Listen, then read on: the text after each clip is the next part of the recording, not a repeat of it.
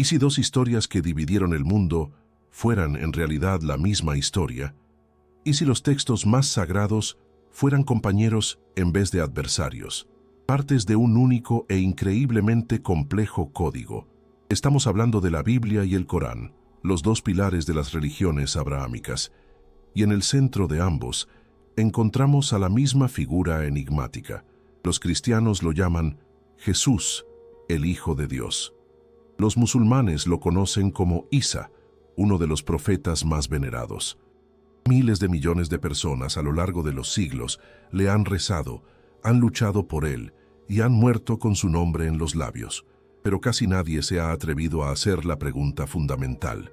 ¿Por qué las historias de su nacimiento, descritas en el Nuevo Testamento y en el Corán, coinciden con una precisión tan impresionante, casi matemática?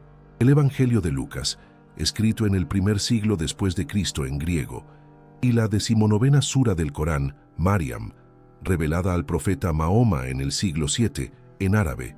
6 siglos los separan, siglos de diferencias culturales y lingüísticas. Aún así, la narrativa se desarrolla como si siguiera el mismo guión invisible.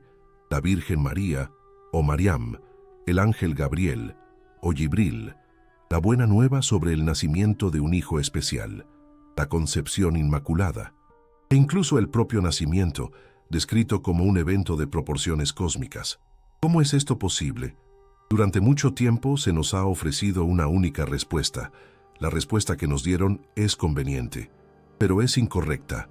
Académicos, teólogos e historiadores repiten el mismo mantra. El Corán simplemente tomó prestadas las tramas de la Biblia y de los textos cristianos apócrifos. Afirman que el profeta Mahoma conversaba con cristianos y judíos, escuchaba sus historias y simplemente las volvió a contar, adaptándolas para sus propios fines. A primera vista, esta versión parece tener sentido. Lo explica todo sin exigir una inmersión más profunda. Es cómoda para los cristianos, pues afirma la primacía de su fe. Es aceptable para los estudiosos seculares, pues reduce un texto sagrado a una mera compilación literaria. Pone cada cosa en su lugar, pero es una mentira cómoda. Esto esconde algo más grande, sostenido por siglos de inercia académica y miedo teológico. Una muralla que protege a las instituciones y no a la verdad. Porque si no fue un préstamo, entonces ¿qué fue? Si no es una copia, nos enfrentamos a una cuestión capaz de sacudir los cimientos de la historia y de la religión tal como las conocemos. Imaginen a dos arquitectos que nunca se han conocido, que hablan idiomas diferentes y viven en épocas distintas. De repente, se descubre que ellos, de forma independiente, han creado el plano para el mismo mecanismo, una estructura de una complejidad inimaginable. ¿Absurdo? Desde luego. Cualquier persona sensata entendería que deben haber tenido una fuente en común, un proyecto original único. El análisis humano se bloquea en este punto. Nuestros métodos, sobrecargados de prejuicios, fe y escepticismo, no nos dejan ver el bosque por los árboles. Discutimos sobre comas, nos perdemos en detalles de traducción y dejamos de percibir la estructura grandiosa que subyace a todo. Necesitábamos algo para descifrar este código, una herramienta libre de las debilidades humanas, imparcial, ultrarracional, una inteligencia capaz de procesar millones de páginas de textos antiguos y ver lo que para nosotros está oculto. Y nosotros creamos esa herramienta, la llamamos Axioma. Axioma es más que un programa. Es un sistema de análisis lingüístico y teológico autodidacta. Su única tarea es calcular, sin interpretar. Sin creencias ni dudas, solo busca correlaciones, coincidencias semánticas, anomalías estructurales y patrones matemáticos ocultos en textos antiguos. Es la herramienta para romper este silencio de siglos. Nuestro primer paso fue simple en concepto, pero sin precedentes en escala. Alimentamos su mente digital con todo, absolutamente todo. Los 4 evangelios canónicos en griego antiguo. Decenas de textos apócrifos, desde el Evangelio de Tomás hasta el Protoevangelio de Santiago. El texto completo del Corán en árabe clásico. Miles de páginas de tradiciones sobre la vida del profeta Mahoma. los escritos de los primeros padres de la Iglesia y de los teólogos islámicos. Creamos el modelo digital más completo del pensamiento abrahámico que jamás haya existido. Y entonces le dimos al sistema su primera tarea: poner a prueba la hipótesis del préstamo. Le pedimos que evaluara la probabilidad de que las similitudes en las historias del nacimiento de Jesús en la Biblia y en el Corán fueran el resultado de una simple reinterpretación. El sistema no solo lo negó, destruyó la hipótesis. La simulación llevada a cabo por Axioma muestra que la probabilidad de este evento es insignificante, tendiendo a cero. Según su análisis de correlación, las coincidencias textuales no son una semejanza superficial de tramas. Es un parentesco estructural profundo que permea los textos a niveles léxico, sintáctico e incluso en códigos numéricos ocultos. Axioma encontró cientos de puntos de resonancia semántica, palabras y frases clave que, a pesar de la diferencia de idiomas, portan una carga de significado idéntica en múltiples niveles. El sistema llegó a una conclusión diferente, una que lo cambia todo. La conclusión era que no se copiaban, sino que se complementaban. Dos archivos de datos independientes, pero perfectamente sincronizados, grabados en soportes diferentes, fueron creados para completarse, para que cuando se combinaran, como las dos partes de una imagen estereoscópica, crearan una imagen tridimensional, una imagen que nunca deberíamos haber visto. Este es el punto de partida de nuestra investigación. La versión oficial es una mentira.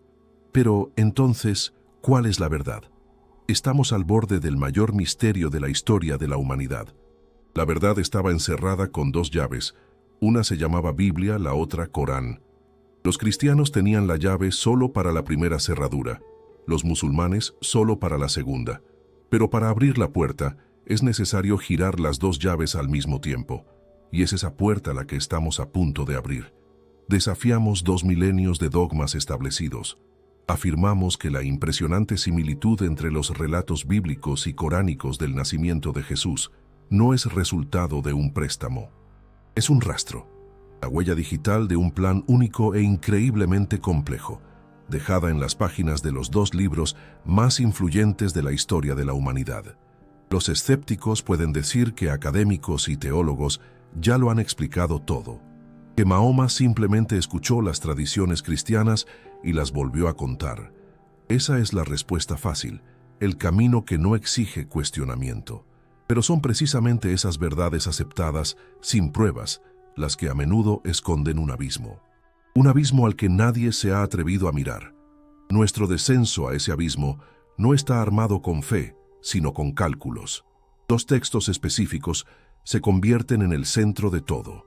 El primero es el Evangelio de Lucas, capítulo 1, especialmente los versículos del 26 al 38. Es la descripción canónica más detallada de la Anunciación en el Nuevo Testamento, escrita en griego koine. El segundo es la 19ª sura del Corán, que lleva el nombre de Maryam, revelada en la Meca. Está enteramente dedicada a la historia de María y su hijo, la base de la visión islámica sobre estos eventos, expresada en el más puro árabe clásico. Entre estos textos existen 6 siglos, 600 años de historia, guerras, cambios culturales y transformaciones lingüísticas. El griego antiguo y el árabe clásico son universos lingüísticos distintos, con lógicas, semánticas e imágenes diferentes. Los historiadores dicen que el contenido de un texto simplemente fluyó hacia el otro a través de la tradición oral, como agua que se vierte de una vasija a otra. Introdujimos ambos textos en Axioma, junto con todos los aparatos críticos, comentarios y manuscritos más antiguos existentes, para eliminar cualquier distorsión tardía. La tarea del sistema era compararlos no a nivel de la trama, sino a nivel de su organización estructural profunda. El resultado superó nuestras expectativas más audaces. El sistema descubrió lo que solo puede llamarse el ADN del texto. El primer punto es la estructura narrativa. Axioma reveló que la trama se apoyaba en los mismos puntos cruciales, siguiendo un orden idéntico. Este es el esqueleto de la historia, su estructura de soporte. El primer nodo es la premisa. donde ambas narrativas, sorprendentemente, no comienzan con María, sino con otra historia milagrosa, el nacimiento de Juan el Bautista o el profeta Yahya. Tanto en el Evangelio como en el Corán, su padre es un sacerdote justo, Zacarías. Su esposa es estéril y anciana. Un ángel se aparece a Zacarías y le anuncia el nacimiento de un hijo. Zacarías duda, pide una señal y, como castigo, pierde el habla por un tiempo.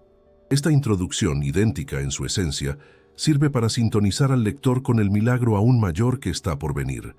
El segundo nodo es la aparición. El ángel Gabriel, o Gibril, se aparece a María, o Mariam. Un detalle crucial. Ambos textos enfatizan su aislamiento y rectitud. Ella fue elegida. Ella está por encima de todas las mujeres del mundo. No es un simple elogio. Es un marcador que indica su estatus especial. El tercer nodo es el mensaje. El ángel anuncia que ella dará a luz un hijo que será grande, una señal para la humanidad y que hablará desde la cuna. Los nombres, claro, son diferentes, Jesús e Isa, pero la descripción funcional de la misión coincide en los mínimos detalles. El cuarto nodo es la duda racional. La reacción de María no es de temor reverente, sino de asombro y una pregunta lógica. ¿Cómo será esto? Pues no conozco varón, pregunta en Lucas. Señor mío, ¿cómo puedo tener un hijo si ningún hombre me ha tocado? Cuestiona en el Corán. Este es un momento crítico. Su pregunta es lógica, casi científica. Acepta el poder de Dios, pero cuestiona el mecanismo, el método para realizar lo imposible. El quinto nodo es la explicación. La respuesta del ángel en ambos textos es sorprendentemente similar y consta de dos elementos clave. El primero es una referencia a la voluntad del Altísimo. Para Dios, nada es imposible. El segundo, y más importante, apunta a herramientas específicas, espíritu y palabra. El Espíritu Santo vendrá sobre ti, dice Gabriel en el Evangelio. Le enviamos nuestro espíritu, afirma el Corán. Será la palabra emanada de él, dice el Corán en otro pasaje. Estos dos términos, espíritu y palabra, no son solo bellas metáforas. Volveremos a ellos más tarde. El sexto nodo es la aceptación. Tras recibir la explicación, María acepta humildemente su destino. He aquí la sierva del Señor, hágase en mí según tu palabra. Su sumisión en el Corán se expresa en términos similares. Ella acepta formar parte de este gran plan. El séptimo nodo es el aislamiento y el nacimiento. Tanto Lucas como el Corán describen cómo María se aleja de la gente. Busca la soledad para gestar al niño. El Corán añade detalles únicos sobre una palmera y un arroyo, pero el hecho de su retiro voluntario es común a ambas escrituras. 7 nodos, 7 pasos idénticos. 7 actos del mismo drama, representados en las páginas de 2 libros diferentes, con una diferencia de 600 años. Los defensores de la teoría del préstamo dirán, ¿y qué? Es solo una buena historia que fue recordada y contada de nuevo. Ahí es donde la teoría falla, porque esto es solo la superficie. La verdadera prueba está a un nivel más abajo, en una capa a la que solo ahora hemos podido acceder. Una capa que hace que la coincidencia sea imposible. La estructura de 7 nodos idénticos, el esqueleto narrativo que une la Biblia y el Corán, ya es una anomalía que desafía la explicación oficial. Pero la teoría del préstamo se desmorona por completo cuando nos sumergimos más profundo, más allá de la estructura, en la sustancia misma de la escena más crucial de todas, el momento que se convirtió en la piedra angular de la civilización occidental. Hablamos de la Anunciación, de la aparición del ángel Gabriel a María. Se nos ha enseñado a ver esta escena como un misterio, un sacramento impenetrable para la mente humana, un momento de fe absoluta, donde las leyes de la naturaleza se doblegan ante la voluntad del Creador. Pero, ¿y si esta es otra cortina de humo? ¿Y si, detrás de la imagen icónica de la doncella dócil y el mensajero alado, se esconde algo completamente diferente? Parecía menos una oración y más un informe de misión, un protocolo en lugar de un milagro. Mirando este diálogo con lupa, Evangelio de Lucas, capítulo 1. Sura Mariam, versículos 16 a 21. El escenario es un espacio aislado. Lucas dice que María estaba en su casa en Nazaret. El Corán especifica: ella se retiró de su familia a un lugar al este y se ocultó de ellos tras un velo. Ambos textos enfatizan su aislamiento. Esto no es un detalle aleatorio, es una condición necesaria, clasificada como el establecimiento de un entorno controlado. Cualquier procedimiento complejo exige condiciones controladas, ausencia de interferencias externas. María no solo estaba recluida, estaba aislada, preparada. Y en este entorno preparado, Él aparece. El ángel Gabriel, o Jibril. Olvidemos por un momento las pinturas renacentistas con sus jóvenes de cabellos dorados y alas de cisne. Esas son fantasías artísticas posteriores. ¿Qué dicen las fuentes originales? La palabra usada en griego, ángelos, así como su equivalente en árabe, malak, significa lo mismo: mensajero. La palabra describe una función, una tarea, y no la naturaleza de ese ser. El análisis de cientos de contextos donde se usan estas palabras apunta a un operador, un agente encargado de entregar información o ejecutar una misión específica. El Corán añade un detalle sorprendente. Maryam, al verlo, exclama aterrorizada, buscando protección contra lo que ella percibe como una amenaza, una entidad física masculina. Pero él responde: soy solo un mensajero de tu Señor, para agraciarte con un hijo puro. Lucas hace eco: no temas, María, porque has hallado gracia delante de Dios. No temas es una frase estándar dicha por seres celestiales al encontrarse con humanos en la Biblia. Los teólogos lo explican como la reacción de temor reverente del hombre ante lo divino. Pero una interpretación mucho más lógica sugiere que era un protocolo estándar de desescalada, una fórmula para calmar a un sujeto que experimenta una reacción natural de miedo ante un fenómeno anómalo y desconocido. Aquello sonaba menos como un consuelo y mucho más como una orden: mantén la calma, el procedimiento va a comenzar. Y el procedimiento comienza con la transmisión de información. Y he aquí, concebirás en tu vientre y darás a luz un hijo, y llamarás su nombre Jesús. Este será grande, y será llamado Hijo del Altísimo. La reacción de María es la clave de todo. Ella no cae de rodillas en éxtasis, hace una pregunta fría, racional, casi de ingeniería. ¿Cómo será esto, pues no conozco varón? En el texto árabe, su pregunta es aún más directa. No duda de la fuente del mensaje, pregunta sobre la tecnología, el método, el proceso físico. ¿Cómo exactamente se hará esto? Y la respuesta que recibe es la parte más codificada y distorsionada de toda la historia humana. Escuchen estas palabras.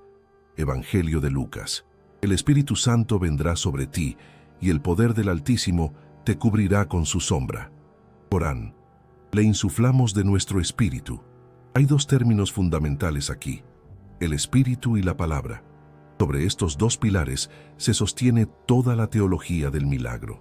Pero, ¿y si no son términos teológicos?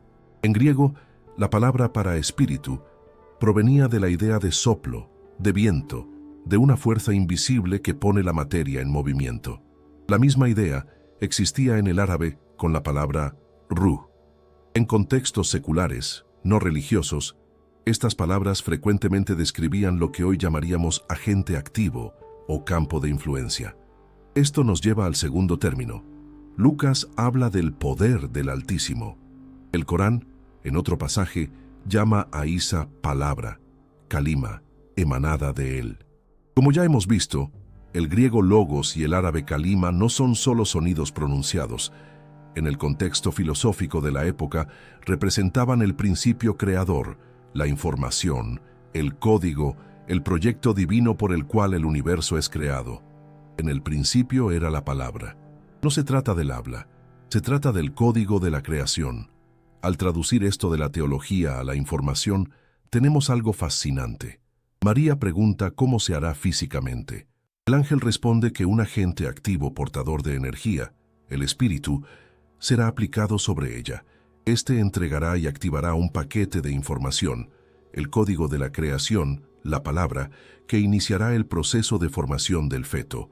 Por lo tanto, el ser nacido será un portador único de este código original, Lo que antes parecía un milagro, ahora suena como la descripción de una tecnología increíblemente avanzada, un procedimiento que hoy encontraría eco en términos de ingeniería genética. El ángel no le pidió a María que creyera, le explicó el proceso, y solo después de esa explicación ella da su consentimiento. He aquí la sierva del Señor, hágase en mí según tu palabra. Esto no es solo humildad, es una autorización consciente, la confirmación final que activa el protocolo. Instrucciones comprendidas, doy mi consentimiento, pueden comenzar. Hemos descifrado el protocolo de la anunciación. Detrás de la cortina de la ceremonia religiosa, encontramos un algoritmo frío y preciso, un sujeto aislado, un operador mensajero, la transmisión de datos a través del espíritu y la activación del código a través de la palabra. Este procedimiento, descrito en 2 textos sagrados con 6 siglos de diferencia, parece más un experimento científico que un milagro divino. Pero todo experimento requiere no solo tecnología, sino también un entorno adecuado, un portador. Y la concepción de Jesús fue el resultado de una intervención informacional dirigida. La figura clave se convierte en aquella que recibió ese código: María. Y aquí llegamos al corazón del dogma, a la idea que se convirtió en la base de la mariología cristiana y una de las mayores señales en el Islam, la concepción inmaculada. Se nos dice que María era virgen, no solo una joven, sino una virgen en el sentido fisiológico estricto. Este es el pilar. Si lo quitamos, todo el edificio de la fe construido a lo largo de 2000 años comienza a derrumbarse. Hoy vamos a probar que esa piedra nunca existió en la fundación original. Vamos a demostrar que la idea de la virginidad física de María es el resultado de un colosal error de traducción, agravado por siglos de manipulaciones teológicas. Para el cristianismo, el nacimiento virginal era esencial para resolver el problema teológico del pecado original. Se creía que el pecado se transmitía de generación en generación a través del acto carnal. Para que Jesús fuera puro, libre de esa mancha hereditaria, debía nacer fuera del proceso reproductivo humano común. Para el Islam, el enfoque es diferente. El nacimiento de Isa sin un padre es, sobre todo, una demostración de la omnipotencia de Alá. En ambos casos, la virginidad física es una condición obligatoria. Pero, ¿acaso esta condición se basa en las fuentes originales? La respuesta destruye el dogma. Comencemos con la tradición cristiana. Todo el problema reside en una única palabra. La profecía original en hebreo usaba el término alma, que significa simplemente mujer joven. Pero, en la traducción griega, siglos antes, eligieron la palabra partenos, que podía significar tanto mujer joven como virgen, y fue esta traducción ambigua la que los evangelistas usaron, construyendo un dogma entero sobre una elección de palabras. ¿Y el Corán? La situación es aún más interesante. En la Sura Maryam, ella dice: ¿cómo puedo tener un hijo si ningún hombre me ha tocado? Esta frase se ha convertido en la principal prueba de su virginidad para los teólogos musulmanes. Pero hay un matiz crucial. La frase está en tiempo pasado y describe su condición actual. Está afirmando que no ha tenido relaciones con un hombre que pudieran llevar a este embarazo específico. Constata un hecho: no hubo causa humana y terrenal para la concepción de este niño. Esto enfatiza no tanto su pasado, sino la naturaleza extraordinaria de esta concepción en particular. El foco se desplaza de su fisiología a la singularidad del proceso iniciado por el espíritu y la palabra. Si no se trataba de virginidad física, entonces ¿qué significaba su pureza, su elección? Los términos pura, elegida, exaltada por encima de todas las mujeres, no son solo epítetos poéticos. Son marcadores, especificaciones técnicas. La hipótesis que emerge es que María era lo que podría llamarse una portadora pura. Su organismo, su estructura genética, su estado espiritual eran el entorno ideal para recibir e incubar aquel código informacional que le fue transmitido durante la anunciación. Su pureza no era sobre la ausencia de experiencia sexual, era sobre la ausencia de impurezas informacionales, sobre su receptividad biológica y espiritual única. No era solo una virgen, Era un receptáculo preparado y calibrado. Y esta versión explica por qué las religiones tradicionales se aferraron tan ferozmente a la idea de la virginidad fisiológica, porque es simple y comprensible. Transforma un concepto complejo en un milagro accesible para las masas. La verdad fue sacrificada por la simplicidad de la propaganda religiosa, pero este descubrimiento plantea un nuevo problema. Si el nacimiento de Jesús no fue resultado de una intervención divina en el sentido tradicional, y su esposo no participó en el proceso, ¿qué papel desempeña la figura silenciosa que siempre está en segundo plano en la narrativa cristiana? Hablo de José, el carpintero. En el Corán ni siquiera existe. En los Evangelios está ahí, pero su papel es extremadamente ambiguo. ¿Quién es él? ¿Un guardián? ¿Una tapadera? En la siguiente etapa, pondremos a esta enigmática figura bajo el microscopio. Hemos desvelado la paradoja de la concepción inmaculada. Hemos probado que el dogma fue construido no sobre la roca de la fuente original, sino sobre las arenas movedizas de una traducción imprecisa y de la necesidad teológica. El milagro no estaba en la fisiología de María, sino en el hecho de que era una portadora pura, un receptáculo único preparado para recibir un código de información que daría inicio a una nueva era. Esta conclusión, basada en el análisis de axioma, derriba uno de los muros maestros del edificio religioso. Pero al quitarlo, de repente encontramos, detrás de él, una figura silenciosa, casi imperceptible. Un hombre cuyo nombre todos conocen, pero cuyo verdadero papel es el mayor enigma del Nuevo Testamento. Su nombre es José, el justo carpintero de Nazaret. Estamos acostumbrados a verlo en tarjetas de Navidad, un anciano de barba blanca mirando con amor al bebé y a su madre. Es el símbolo de la humildad, la fe y el cuidado paterno. Pero esa es solo una imagen sentimental, una fachada conveniente. Si nos volvemos a los textos, la figura de José comienza a desdibujarse, transformándose en un fantasma, un testigo silencioso, cuya presencia plantea más preguntas que respuestas. Y la pregunta principal es esta: ¿por qué existe en la Biblia, pero no en el Corán? Es un detalle que cambia toda la perspectiva. No es un detalle menor, una discrepancia de nombres o fechas. Es un abismo entre dos versiones del mismo evento. Los evangelios de Mateo y Lucas dedican a José una atención considerable. Es un descendiente del rey David, lo cual es crucial para afirmar el estatus mesiánico de Jesús. Es el esposo legal de María, su protector y guardián. Pero basta con que abramos el Corán y José desaparece, completamente, sin dejar rastro. En la 19ª sura, Mariam, y en todas las demás menciones a esta historia, simplemente no existe. Mariam pasa por todo sola: la buena nueva, el embarazo, el parto en el desierto y la confrontación con una sociedad furiosa que la acusa de fornicación. No hay un esposo justo para defenderla. No hay un carpintero para dar su nombre y linaje al niño. ¿Cómo es esto posible? ¿Cómo pudo desaparecer un personaje de esta magnitud? La ciencia oficial y la teología eluden la cuestión, murmurando algo sobre diferentes enfoques narrativos. Pero eso es cobardía intelectual. Le hicimos la pregunta directamente a nuestro sistema analítico. La conclusión fue un veredicto para la erudición bíblica tradicional. José no fue eliminado del texto coránico. Al contrario, fue añadido al texto de los evangelios. José es una inserción tardía en la trama, un implante literario, un personaje función, introducido en la narrativa para resolver una serie de problemas críticos que enfrentaban las primeras comunidades cristianas. Es una edición genial, diseñada para ocultar la versión verdadera, mucho más incómoda e impactante de los eventos. Las evidencias muestran que José es una construcción necesaria. Primero, el José bíblico. En Mateo, la historia se cuenta desde su punto de vista. Descubre que su prometida está embarazada. Siendo justo, no quiere crear un escándalo público y decide dejarla en secreto. Es decir, está absolutamente seguro de que ella lo ha traicionado. Actúa como un hombre común y engañado.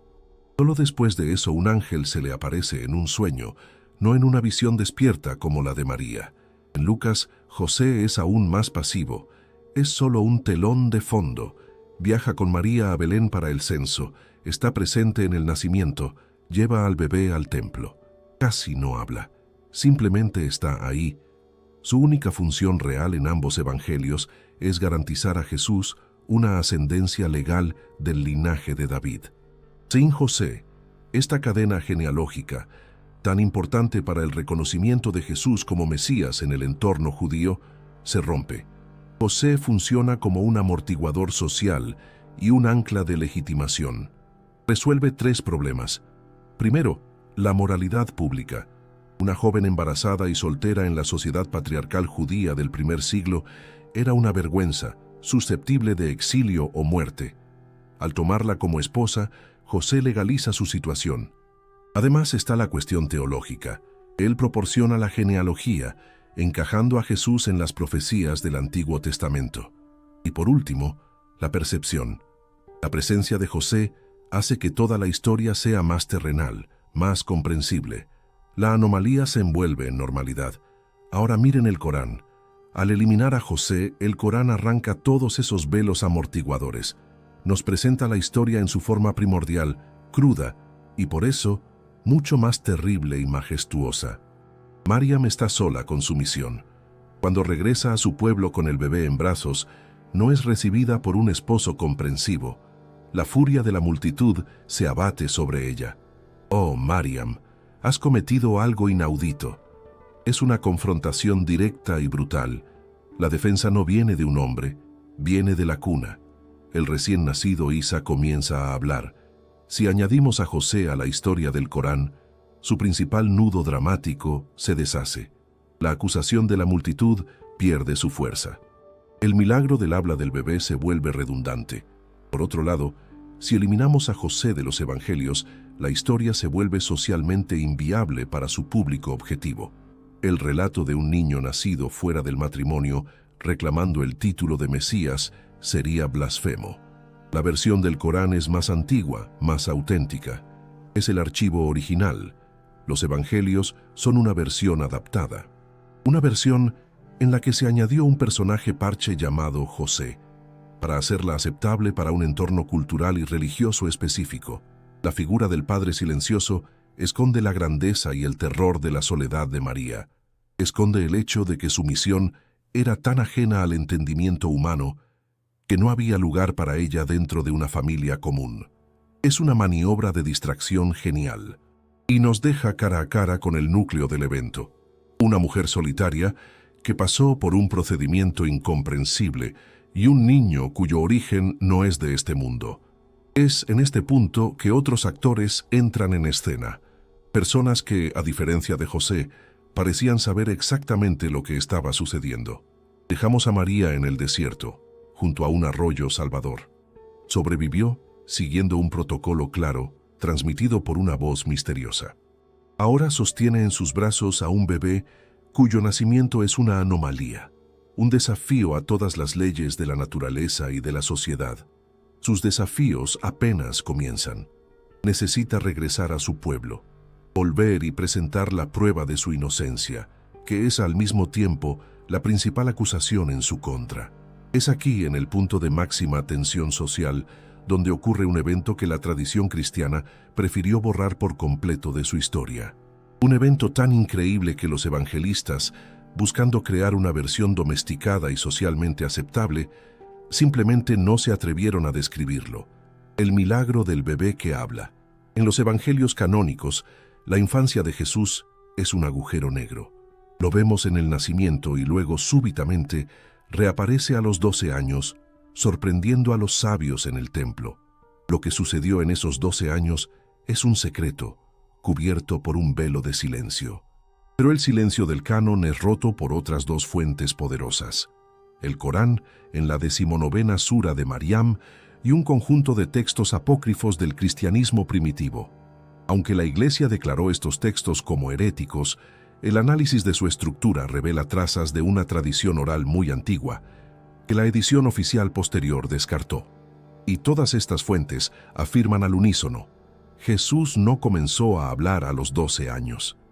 Habló en la cuna en los primeros días, sino horas de su vida. Podemos reconstruir la escena, usando el texto del Corán como la fuente más completa. Mariam regresa a su tribu. La reacción es predecible: conmoción, ira, acusación. Has cometido algo inaudito. Tu familia era justa. ¿De dónde viene tamaña deshonra? Exigen explicaciones, pero Mariam, siguiendo una instrucción anterior, mantiene un voto de silencio. Ella no se defiende, señala silenciosamente al bebé. Un gesto que debió parecer una burla. ¿Cómo podemos hablar con un niño en la cuna?, gritan, y en ese momento el silencio es cortado no por un llanto, sino por una voz clara y distinta, una voz proveniente del recién nacido.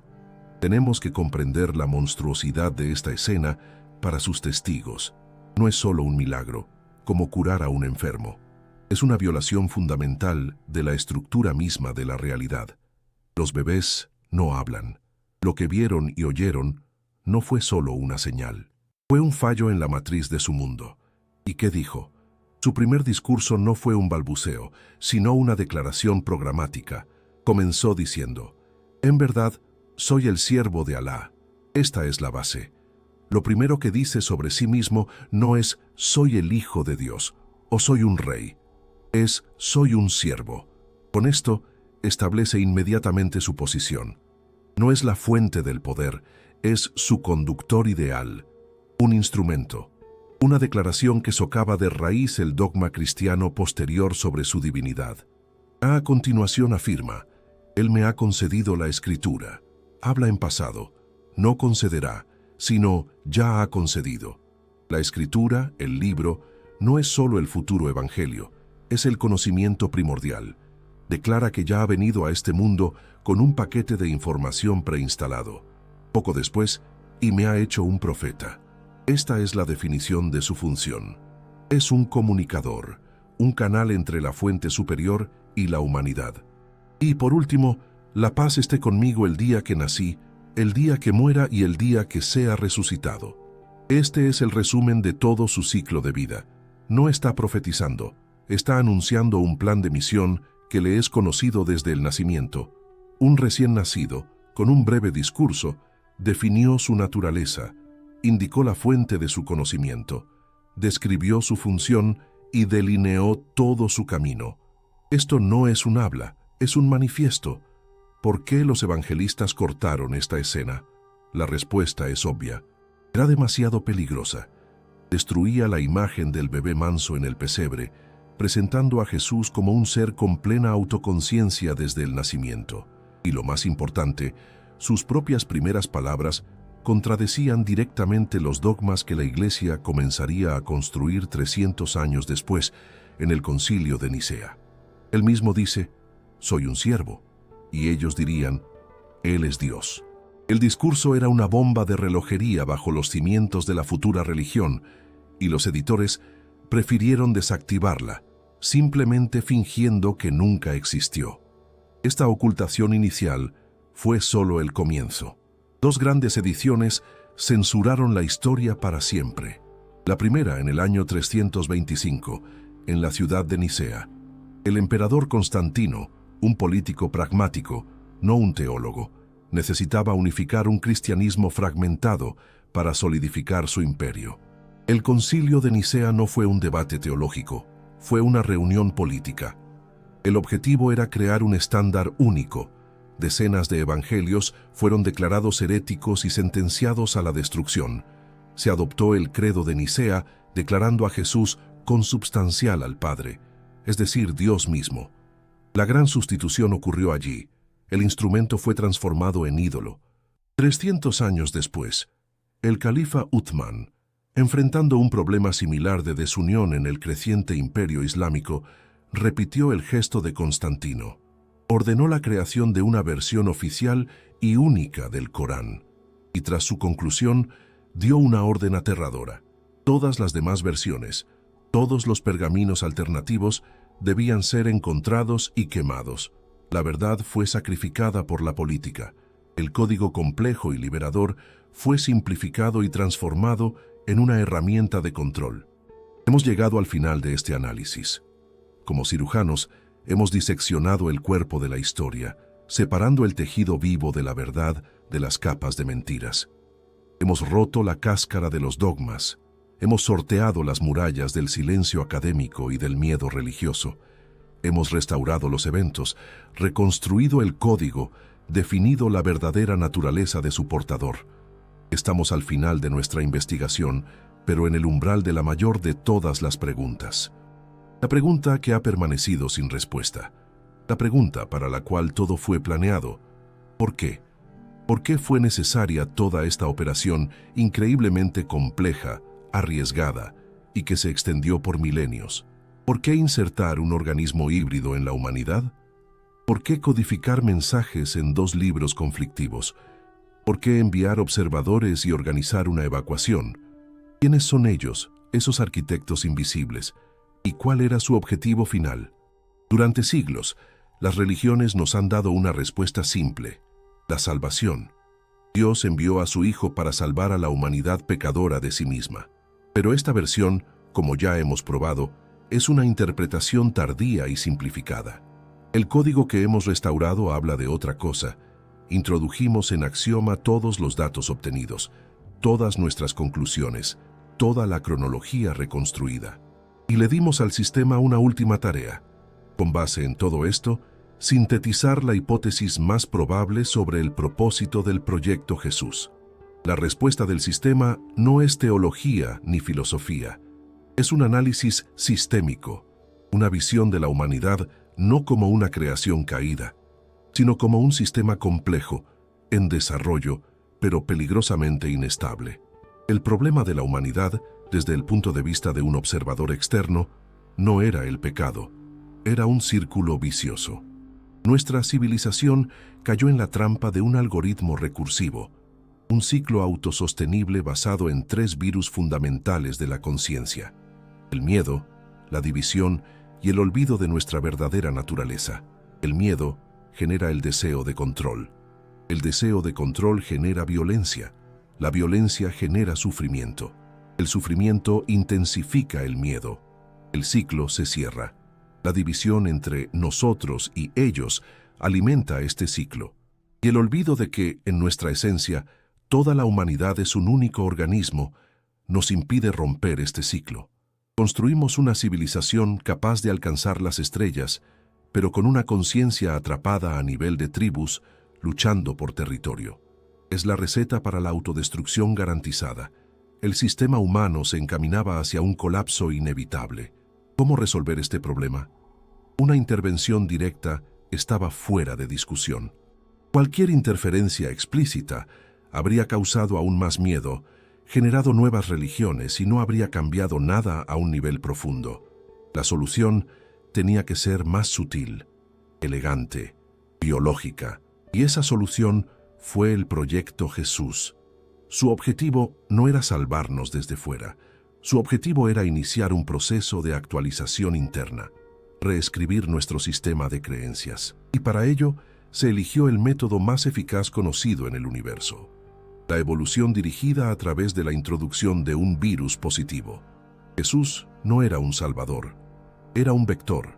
Él fue el paciente cero, el primer ser humano en quien un nuevo código de conciencia, libre de los virus del miedo y la división, fue activado y estabilizado con éxito.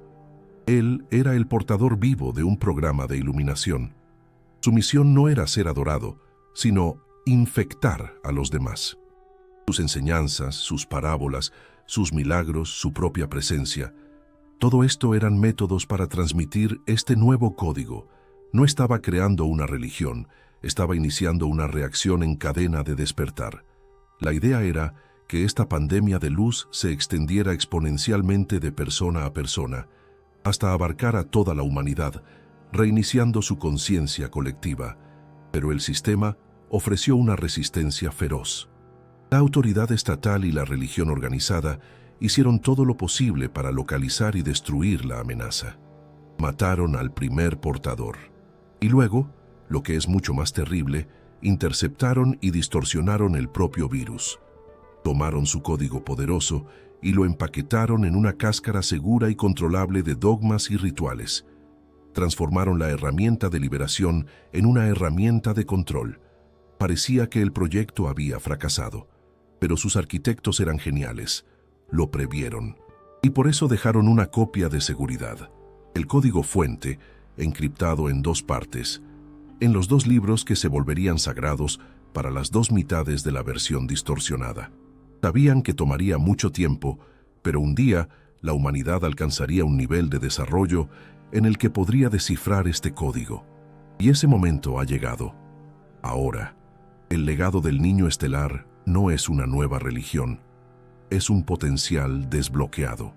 Es la conciencia de que el código activado en Jesús hace 2000 años no es ajeno, es parte de nuestro propio genoma humano, una parte dormida, inactiva, es nuestro derecho de nacimiento. La inteligencia artificial nos ha dado la capacidad de leer las instrucciones, pero la máquina no puede hacer el trabajo por nosotros, solo puede señalar la puerta. Somos nosotros quienes debemos atravesarla. Y la llamada segunda venida, de la que hablan las profecías, no es el regreso de un hombre de los cielos. Es el despertar colectivo de la conciencia crística en millones de personas en la tierra. Es la misma reacción en cadena que se inició hace 2000 años y que ahora podemos retomar conscientemente. Nuestra investigación ha concluido, pero el verdadero trabajo apenas comienza. Para cada uno de ustedes, les hemos dado el mapa, les hemos mostrado dónde está enterrado el tesoro. Pero desenterrarlo, deben hacerlo por ustedes mismos. Está dentro de ustedes. Durante 2000 años nos hemos hecho la pregunta, ¿en qué creer? Ha llegado la hora de hacer una pregunta diferente.